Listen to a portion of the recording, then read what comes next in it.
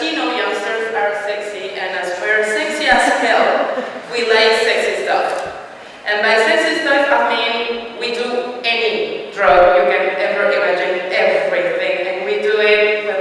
We don't discriminate, right? We do it from the up, from down, upside down. We do it all together, separately, by night, in the morning.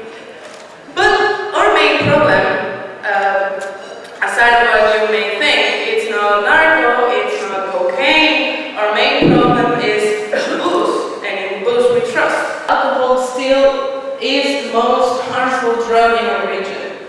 So when we're starting to thinking about harm reduction, we should be thinking on harm reduction strategies to alcohol consumption. Still, we have almost 40 million people with problematic patterns of alcohol consumption. So you have like half of your population having trouble with alcohol and only 7,000 heroin use, so which is the priority. One 28-year-old young lady in the treatment said, I suffered so much because of my addiction, but my worst suffering was because of the law enforcement agents. A 23-year-old in a rehab center said, verbal abuse as if drug users are animals, the worst in society, a criminal, this is how they see us.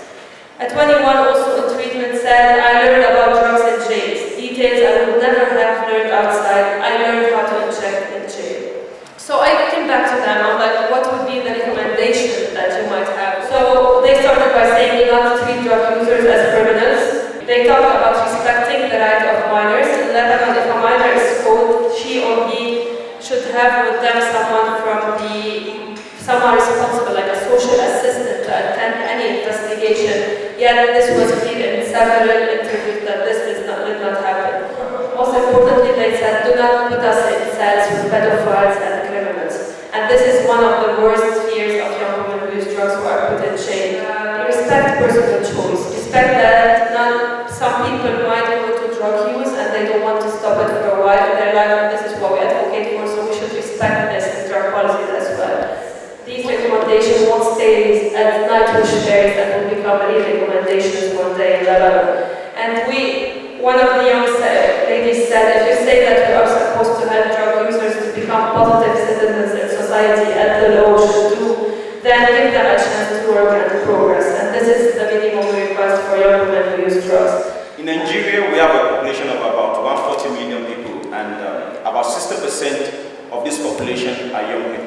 And in essence, Africa contain a little above 10% of the world population, but home to about 2/3 of all people living with HIV and AIDS. However, at the center of this epidemic are young people. Now, what are our concerns?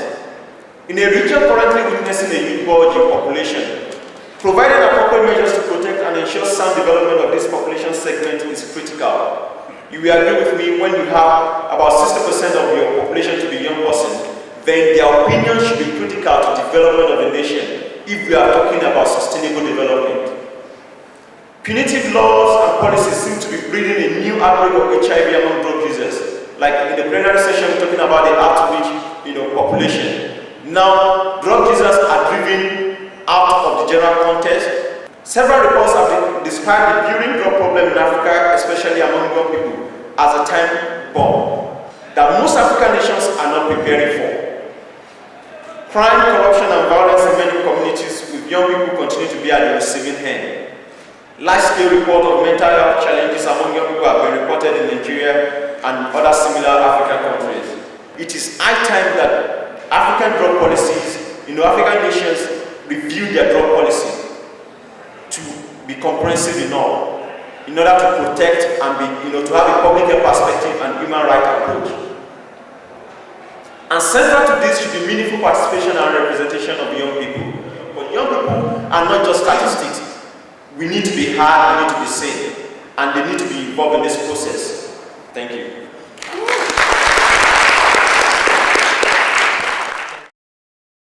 So naloxone is available in most countries of the world in ambulances, sometimes in hospitals, sometimes you can buy it with a prescription in pharmacies, and it's usually used for people who have got heroin or other opiate overdose, right?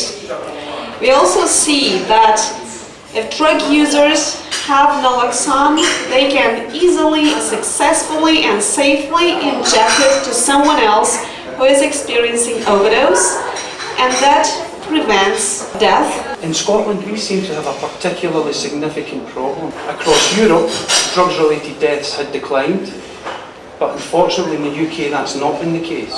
And indeed, Scotland has a higher prevalence of drugs-related deaths than anywhere else in Europe.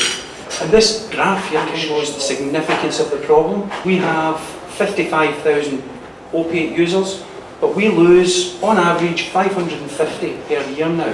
It's increased by 131%. Really substantial problem, but naloxone is nothing but a pure opioid antagonist. It's not addictive, you can't abuse it, very, very safe drug. It's really only indicated for one thing, which is respiratory depression and nothing else. Naloxone is nothing new, it's been around since 1915, and as you can see there is ample evidence of the efficacy of this substance. One of the challenges we have in Scotland is our current drug strategy. It's called the Road to Recovery. And as was mentioned earlier, this idea that we have to aim to support people to get off drugs means that there's a bit of a conflict when you are supplying naloxone, because sometimes people think that means you are enabling drug use or making heroin use safer, which we are, but not by any manner of means to encourage use, simply so that people don't die. The thing that we campaign for is naloxone over the counter.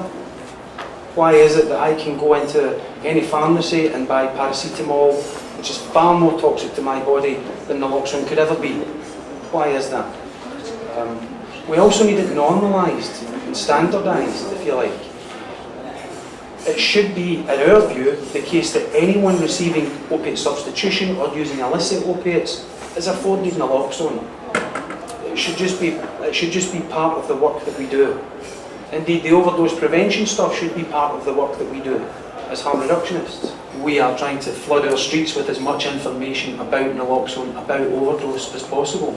545 families were bereaved last year. And I'm going to quote Sals Maxwell: "His actions speak louder than words, and giving opiate users naloxone demonstrates to them that it matters whether they live or die. There's no hope of recovery if you're dead." And that's one of the key statements, if you like, that we are trying to convey all across Scotland. It is a drug that has saved my friends' lives, and also people I've worked with at Needle Exchange. I've used it 4 times and watched people who were close to death and unresponsive and turning blue come back and be able to talk to me later that day and the next day, and are now still alive today. So I can testify that naloxone is safe and effective in arms of drug users. And we think that not only in our region but in other regions there are enough people who have got the same experience in their life. So what we propose? We propose that together with you, your partners, your clients, your organizations, doctors, friendly doctors, all together we collect this evidence, analyze it, and send it to decision-making bodies.